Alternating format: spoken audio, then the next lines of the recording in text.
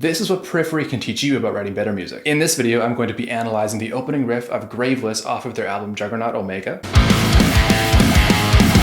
to see why it sounds so cool. Let's get nerdy. The first core ingredient for this riff is that it goes back and forth between A harmonic minor and A Phrygian dominant. So this is important to note that they share a root, A, and it's in the differences between the two that make the riff sound so distinct. We have two main chromatic relationships. There's the B and the B flat, B being from the A harmonic minor and the B flat being from the A Phrygian dominant. Then we have the C and the C sharp, C coming from A harmonic minor and C sharp coming from A Phrygian dominant. They use these chromatic choices to make it more obscure as to what sound they're going for. So the C natural and the C sharp could give you an A minor or an A major sound, but the thing is, this is an evil sounding part. It never really sounds like A major because of the minor second relationship between the C and the C sharp and the B and the B flat. The minor second dissonance overrides the majorness of that hypothetical A major chord. The next really cool compositional technique that they use is they use harmonic minor from other roots. A Phrygian dominant, that's actually mode 5 of D harmonic minor.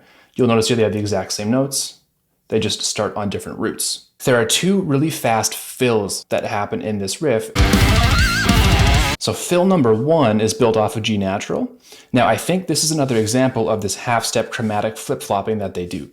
So you'll notice in A harmonic minor, they have G sharp, whereas in A Phrygian dominant, they have G natural. So the first fill is built off of that G natural, and it's a G symmetrical diminished scale, which is a whole half octatonic scale. Basically, it's just whole step, half step, whole step, half step, whole step, half step for an octave. They don't use the whole scale, they just use this little fragment, but it's very clearly whole step, half step built on G. So this itself is a dissonant scale, and the G sharp minor second relationship is also a dissonant one, adding to that evil sound. The second fill is very similar, but instead of just using the exact same scale, they're using D harmonic minor, but from mode 7, built off of C sharp. So you'll notice the notes here are the exact same, but built off of the 7th scale degree. Again, adding variety to how the dissonance is carried out in the riff. Another really cool thing that I noticed that they did is they do a Phrygian cadence halfway through when the riff ends the first time into the repeat. So a Phrygian cadence is just a flat 2 major chord resolving back to 1. So they're making use of the B flat, the half step away from 1 in the A Phrygian dominant scale, specifically the notes A, B flat, and D, altogether to make B flat major 7. That resolves back into A. It's implied that it's A minor. Flat 2 to 1, it has a similar resolving strength to 5-1, but it sounds a bit more dark and evil. So here's a full walkthrough of the riff. So A, establishing the root, going to the leading tone G sharp. So that's B, just note 2 of A minor, G sharp, and note 7 of harmonic minor, the leading tone. Now, in case you don't know, the G sharp is what makes it sound like harmonic minor. That's the difference between harmonic minor and natural minor. A harmonic minor, that's the note that makes it sound like harmonic minor. That's the G sharp. So whenever they play the G sharp, you're hearing the harmonic minor sound. And then in octaves, B flat, A, flip-flopping chromatically into the A Phrygian dominant area, and then back into harmonic minor, G sharp A. From there, so they have C natural again from the A harmonic minor, and the B flat from the A Phrygian dominant, chromatic flip-flopping. It's not always back and forth between B and B flat or C and C sharp. Sometimes it's C and B flat or C sharp and B natural. It creates this unexpected sound where it's always dissonant, it's always evil. The sources are evil, dissonant sounding scales, but it's almost on shuffle, so you don't always know exactly which one you're gonna get. C harmonic minor, B flat Phrygian dominant. And in the first fill, the G symmetrical diminished scale. So the G is built off of the flat 7 from A Phrygian dominant. It's a really fancy way, it's a whole scale way of differentiating from the G natural of Phrygian dominant and the G sharp of harmonic minor. And then we get the Phrygian cadence.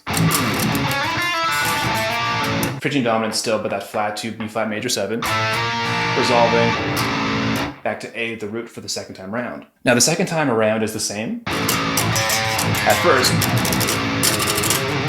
Here they do a little variation where instead of going G sharp A, they go G sharp C, which makes sense because A and C are still part of the tonic chord. And then same octaves, B flat to A, G sharp to A, and then we do this. So here is more chromatic flip-flopping. C sharp, C natural, B flat, and then fill 2.